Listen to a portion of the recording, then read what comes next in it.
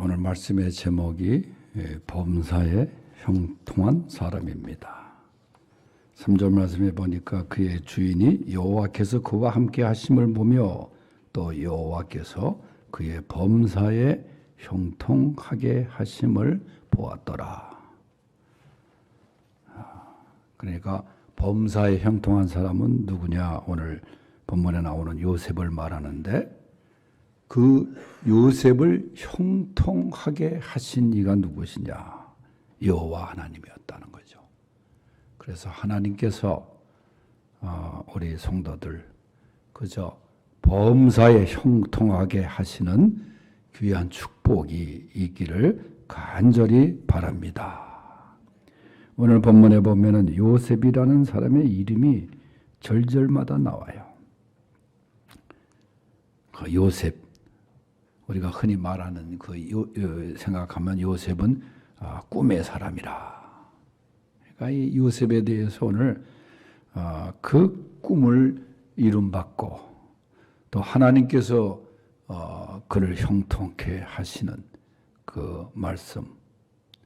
그러니까 요셉의 생애, 그의 생애를 쭉 이렇게 읽어보면은 이 형통이 이제 나중에 요셉의 생애를 이제 마무리하는 그 특징적인 단어로 사용할 수가 있는데, 그도 사실 그 고난과 잘 안 되는 캄캄한 구렁텅이에 빠지기도 하고 깊은 감옥에서도 있었지만은, 그러나 성경은 말하기를 하나님이 요셉과 함께 하심으로 형통하게 하셨더라. 그러니까 그 구렁텅이에도 함께 하시고 그 감옥에도 함께 하시고. 여러분 요셉이 감옥에 갔지만 사실 이 감옥이라는데 그 누구나도 갈 수 있는 가능성이 있는 거예요. 그래서 감옥에서 이 하나님을 만난 사람들의 그 경험을 들어보면 참 큰 그 은혜입니다. 이번에 그 라임 사태 김봉임 회장이 저 동탄에서 검찰이 추적해가지고 잡지 않았어요? 그 높은 데서 검찰이 들이닥치니까 뛰어내리려고 하다가 이제 잡혀서 지금 이제 구속이 됐습니다만은 그 바로 밑에 있던 사람, 제가 언젠가 얘기한 거, 권사님 아들.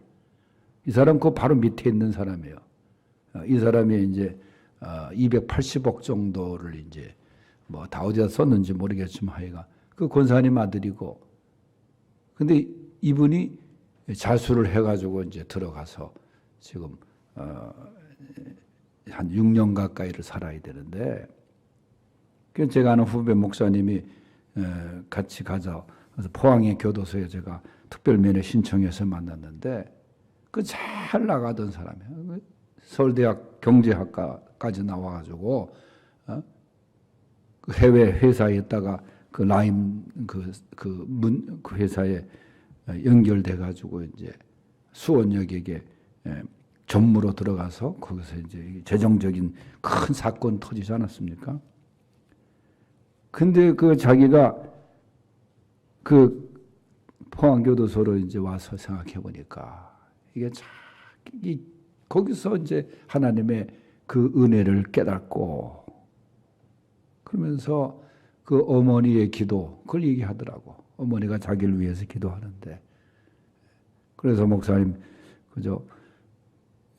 제가 우리 어머님 아버지가 지금 광주에 사시는데 여기까지 오시기가 어렵다는 거야. 연세가 많이 드셔서. 그래서 가까운 교도소로 좀 옮겨줄 수 있으면 옮겨주시면 너무너무 감사하겠다고. 그 어머니 그 먼 노인 길을 오시기가, 근데 최근에 같이 간절히 기도했는데 순천교도소로 가게 됐다. 그러면 1시간도 안 걸린대, 광주에서. 제가 이 얘기하는 것은 그 감옥이라는 환경, 그곳에서도 하나님이 함께 하시고, 그러니까 역사가 일어나는 거예요. 일이 풀리는 거예요.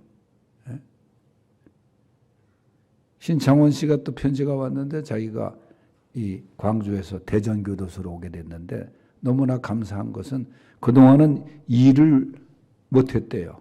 여러분 감옥 안에 가만히 그 좁은 방 안에 하루 종일 있는 거고 아침 먹고 작업장에 가가지고 일할 수 있다는 게 그들에게 얼마나 큰 힘이 되는지, 위로가 되는지 몰라요. 그게. 그 뭘 하냐 그랬더니 봉투, 쇼핑백 만드는 그 일을 하고 있대. 물론 주는 돈은 작지만은 그러면서 하나님의 은혜가 감사합니다. 수지광성교회에서도 기도합니다. 그분은 무기징역수 아니에요 지금. 그 감옥 안에서도 함께 하시는 하나님, 감옥 어디서나 함께 하시는 하나님, 요셉이 그 감옥 안에서도 함께 하시는 하나님을 통해서 형통함을 얻지 않았습니까? 이 형통이란 말의 원래 히브리어의 뜻은 장애물이 있는 곳을 뛰어넘다, 건너가다 그런 뜻이에요. 그러니까 아무리 장애물이 있어도 문제가 있어도 그냥 넘어갈 수 있다는 거예요. 또 다른 의미는 번영한다 그런 뜻이 있어요. 공동번역 성경은 이 형통을 말하기를 앞길이 열리다, 잘 나가다 그런 의미로 번역되는 거예요. 하나님이 함께 하시면. 이번에 우리 교단 안암동에 있는 영암교회라고 있습니다. 저도 그 집회를 예전에 학생 집회를 2번이나 갔던 교회인데 그 대강고등학교 앞에 있는 교회거든요. 옛날에는 그렇게 크지 않았어요. 근데 윤석열 대통령이 성탄절 예배를 물론 예고는 했죠. 거기 뭐 경호원들이 미리 가야 되니까 거기서 참석해서 예배를 드린 거예요. 성탄절 예배 25일 날 11시 예배. 그 왜 거기를 갔느냐? 글쎄 그 사람이 주일학교를 거기서 나왔더라고. 6년 동안을 영암교회 주일학교였는데 참 그 화면에 보니까 주일학교 6년간 그 다녔다고 해서 수료증을 주잖아요. 수료증을 아직도 갖고 있더라니까 대통령. 그게 화면에 이렇게 윤석열 몇 년 몇 월생 위 사람을 하고 본교회 주일학교를 졸업하였음을 하고 영암교회 그다음에 교장 그다음 당회장이니까 임옥 하늘나라 가셨습니다만 임원 목사님 계실 때 그 주일학교를 다녔더라고. 그러니까 그 주일학교 이 교회 학교의 그 교육이 얼마나 중요한지 몰라요. 그게 회상되어지는 거예요. 그게 남는 거에서 내가 어릴 때 다녔던 교회 그래서 거기를 가서 예배를 드린 거예요. 저는 그게 어떤 보여주기식이 아니라 정말 하나님께서 그의 마음을 역사하시고 감동시켜 좀 하나님을 두려워하고 하나님을 잘 모시는 섬기는 그런 대통령이 되었으면 좋겠어요. 그래서 오늘 말씀에 보면 이 하나님의 함께 하시니 잘 안 되다가도 잘 되고 앞길이 열린다는 거예요. 장애물이 나타나도 큰 문제 없이 그걸 헤쳐나갈 수 있고. 여러분 욥이라는 사람도 얼마나 고난을 많이 겪었습니까? 그러나 나중에는 욥이 형통하였더라. 그렇게 얘기를 해요. 그러면 요셉이란 사람 오늘 본문에 이 요셉이 어떤 사람이었는가? 형통한 삶을 산 요셉. 첫째는 하나님이 함께 하시는 사람이었어요. 1절에서 2절 말씀 보면은 요셉이 이끌려 애굽에 내려가매 바로의 신하 친위대장 애굽 사람 보디발이 그를 그리로 데려간 이스마엘 사람의 손에서 요셉을 사니라. 2절에 여호와께서 요셉과 함께 하심으로 그가 형통한 자가 되어. 그래서 하나님이 함께 하시는 사람. 여러분 요셉이 이끌려 애굽으로 내려갔다는 거. 애굽의 저 상인들에 의해서 이끌려 임무 받았지만 그러나 하나님의 이끌림을 받은 거예요. 하나님의 손에 이끌림을 받은 거예요. 하나님이 이끌어 주시면은 형통하는 거예요. 하나님이 함께 하시면. 그런데 반대로 하나님이 떠나가시면 여러분 모든 것이 헛것입니다. 가장 여러분들 무서운 그 모습이 뭐예요? 하나님이 떠나는 사람이에요. 하나님이 버린 사람이에요. 여러분 구약에 보면은 사울이 하나님이 떠나니까 얼마나 그가 비참한 삶을, 그 마지막도 그러지 않았습니까? 그러나 다윗과 함께 하시는 하나님, 다윗의 소원을 이루어 주시고, 정말 다윗의 고백처럼 여호와가 나의 목자이시기 때문에 나는 부족함이 없도다. 뭐 부족함이 뭐가 정말 100% 그게 부족함이 없었던 것은 아니겠죠. 그러나 그는 하나님이 나의 목자이심 그 자체, 그것으로도 나는 부족함이 없다. 여러분, 하나님이 함께 하시는 그런 귀한 사람들 되시기를 바랍니다. 여러분, 주님 떠나가시면 다 헛된 거예요. 우리가 찬송도 부르잖아요. 주 떠나가시면 내 생명 헛되네. 예?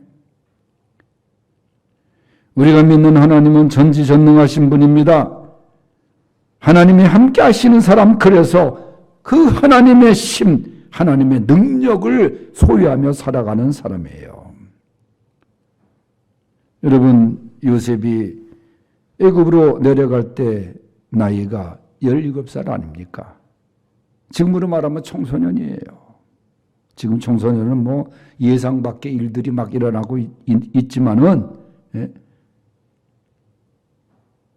그런데 그 요셉이 그 어린 나이에 형들의 시기심에 의해서 처음엔 죽음의 구렁텅이에 떨어졌지만은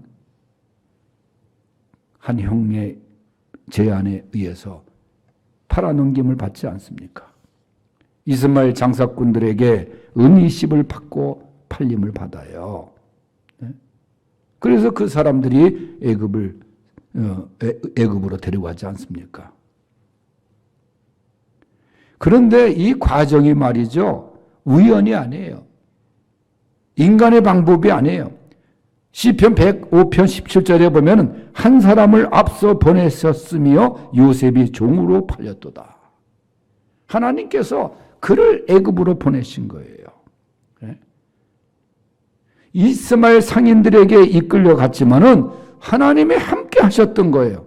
그리고 보디발의 집에 종으로 들어갔을 때도 요셉의 홀로의 삶이 아닙니다. 하나님이 함께 하셨어요. 그래서 요셉이 그곳에서 한 게 그 재산 관리 아닙니까? 그 집안의 모든 살림을 다 맡겨버려요, 보디발이. 그래서 요셉이 그 어린 나이에 그 살림하는 방법을 배워요. 아마 지금으로 말하면 재정 관리 같은 경제적인 거, 그걸 거기서 하는 거예요. 거기서 배운 게 경제를 배우잖아요. 그 나중에 그게 애굽이 불황 속에 빠졌을 때에 요셉이 그 경제력을 발휘해서 예비하고 저축하고 그래서 나라를 살리는 그런 일을 감당하지 않습니까? 여러분, 아까 말씀드린 대로 감옥에도 들어가요. 억울하게 들어갑니다. 정말 억울하게 들어간 사람도 많아요, 지금 보면. 그런데 거기서 뭘 배웁니까? 바로의 관리들이 같은 방에 있어요. 그 안에서 뭘 배웠느냐? 요셉이 정치를 배우는 거예요, 그 당시에. 그러니까 경제도 배우고 정치도 배우고 그 감옥 안에서, 그래서 나중에 애굽의 총리가 되는데 얼마나 그 일을 잘 감당합니까? 여러분, 이렇게 하나님이 함께 하시면서 인도하시는 거예요. 하나님이 함께 하시는 사람, 그 어떤 일을 만나도 이렇게 형통하는 거예요. 그래서 하나님이 함께 하시는데 내가 자꾸만 도망가고 내가 멀어져서 문제지, 하나님 함께 하시는 분이에요. 함께 하시는 은혜 속에서 형통함을 누리는 성도들 될 수 있길 바랍니다.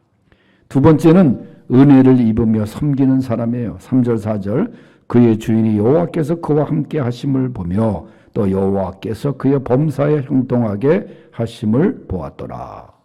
4절은 요셉이 그의 주인에게 은혜를 입어 섬기매 그가 요셉을 가정 총무로 삼고 자기의 소유를 다 그의 손에 위탁하니라. 은혜를 입으며 요셉이 그의 주인에게 자기가 모시는 주인에게 은혜를 입으며 섬겼다. 여러분 얼마나 귀한 말씀인지 몰라요. 내가 인정받으면서 은혜를 입으면서 섬기는 거예요. 다 모든 것을 위탁합니다. 여러분 종으로서 들어갔는데 이 가정의 모든 관리 이를 완전히 맡겨버리는 거예요. 마루나만 빼놓고 보디발의 아내 다 관리를 합니다. 여러분 그런 거 보면은 이 요셉이 얼마나 성실하게 섬겼는가. 요셉이 대충 일을 했으면은 인정을 받습니까? 버는 데서만 하는 척 하면은 인정을 받느냐 그 말이에요. 보디발 장군이 요셉이 일하는 모습을 보니까 얼마나 성실한지 얼마나 잘하는지 여러분 나에게 주어진 일들 정말 은혜를 입으면서 정말 성실하게 잘 감당할 수 있는 우리 성도들이 되어야 합니다. 은혜를 받고 은혜를 받으면서 일하는 거 그렇지 못한 거하고 여러분 차이가 엄청납니다. 내가 주의 일을 하는데도 은혜 받고 일할 때 그게 기쁨으로 일하는 거지 억지로 하다 보면은 얼마나 그게 힘든지 몰라요. 피곤한지 몰라요. 그러나 은혜 받으면은 그저 하는 거예요. 우리가 부흥회를 하면 이제 우리도 이제 부흥회를 한번 해야죠. 부흥회 끝나면 일주일은 충성한다 그런 말이 있어요. 부흥회 때 그 받은 은혜가 일주일은 가면서 큰 모양 말이죠.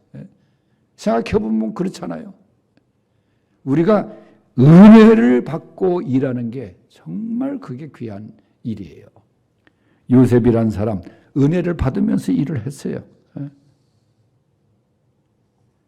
은혜 받고 여러분 충실할 수 있는 은혜 받고 기쁨으로 섬길 수 있는 그런 귀한 성도들이 될 수 있기를 바랍니다. 그 다음에 세 번째는 사명에 충실한 사람이었어요. 5절 6절을 읽어보면 그가 요셉에게 자기의 집과 그의 모든 소유물을 주관하게 한 때부터 여호와께서 요셉을 위하여 그 애굽 사람의 집에 복을 내리심으로 여호와의 복이 그의 집과 밭에 있는 모든 소유에 미친지라. 주인이 그의 소유를 다 요셉의 손에 위탁하고 자기가 먹는 음식 외에는 간섭하지 아니하였더라. 요셉은 용모가 빼어나고 아름다웠더라. 그랬어요. 요셉은 말씀드린 대로 그냥 종이었습니다. 처음에는 종으로 들어갔어요. 그러니까 너무나 일을 잘하니까 인정을 받습니다. 은혜를 받습니다. 그래서 엄청난 재산들을 여러분 그 집이 바로의 경호대장, 시위대장 집안입니까? 그 많은 재산을 내가 관리하라. 이것은 뭐예요? 주인이 요셉을 그만큼 신뢰한다는 거예요. 신뢰하는 이유가 뭡니까? 요셉이 성실하게 자기에게 주어진 일을 감당하니까. 그러니까 하나님께서 축복을 하시는데 요셉을 위하여, 요셉 때문에, 요셉으로 인하여 그 주인 집에도 복을 내리셨다는 거예요. 집과 밭에 있는 모든 소유에까지 하나님께서 복을 내려주셨다. 그러니까 한마디로 복의 복덩이가 된 거예요, 요셉이. 여러분들이 바로 그런 요셉의 복덩이, 바로 그 주인공이 될 수 있길 바랍니다. 여러분으로 인해서 여러분의 가정과 여러분이 속해 있는 그 공동체까지, 직장까지 오늘 말씀에 있는 그대로 보면은 모든 곳에 하나님의 복이 미친지라 그렇게 말씀했어요. 이런 복을 누릴 수 있는 성도들 될 수 있기를 바랍니다. 요셉의 그 모습 속에 그의 성실함, 그의 사명에 충실한 모습이 이런 놀라운 축복을 부어주신 거예요. 여러분 결과적으로 나중에는 13년 만에 애굽의 국무총리가 되지 않습니까? 우리나라 국무총리와 당시의 국무총리 비교가 안 되죠. 지금 국무총리도 저 종교감리교회 교인이시거든요. 그 감리교는 남자가 권사가 있어요. 감리교 권사입니다. 한독수인가? 한독수 총리가. 이분이 교인입니다. 그런데 이 요셉이 그 거대한 나라 국무총리가 돼요. 30에 됩니다. 30에. 젊은 국무총리가 돼요. 나라 살림이 여러분 얼마나 큽니까? 그러나 요셉은 그 일을 잘 감당합니다. 하나님께서 요셉에게 복을 내려주시니까 나라가 어려울 때 그 문제를 다 해결하지 않아요. 요셉으로 인해서 그 위기에서 애굽이 일어섭니다. 이처럼 자기 사명에 자기의 주어진 일에 최선을 다하는 자 하나님께서 형통의 복을 내려주십니다. 결론지어 말씀드립니다. 요셉은 하나님이 함께하는 사람이었어요. 하나님께 이끌림을 받은 사람이었어요. 사실 그가 이스라엘을 떠날 때 얼마나 고통스러웠겠습니까? 얼마나 눈물의 길이었습니까? 그러나 예비하신 그곳 바로 형통의 땅이 되고 말았어요. 새해는 항상 하나님께 이끌림을 받는, 그래서 하나님이 함께 하시는 성도들이 될 수 있기를 바랍니다. 그리고 은혜를 받고 봉사를 하십시오. 은혜가 먼저입니다. 봉사가 먼저가 아니라 은혜 받고 봉사하며 형통하시기를 바랍니다. 그리고 청지기 노릇, 나에게 주어진 이 직분 정말 충성을 다하여 최선을 다하여 잘 감당할 수 있는 그런 우리 성도들이 되시기를 주의 이름으로 축원합니다. 하나님 아버지 감사합니다. 우리는 범사에 형통한 사람으로 요셉의 길을 걷게 하여 주시옵소서. 하나님이 함께 하시는 성도, 은혜를 입으며 충성하는 성도, 주어진 사명에 성실하게 최선을 다하여 충성을 다하는 성도 되게 하여 주셔서 어디로 가든지 요셉처럼 형통한 축복을 경험하는 귀한 성도들 되게 하여 주시옵소서. 예수님의 이름으로 기도하옵나이다. 아멘.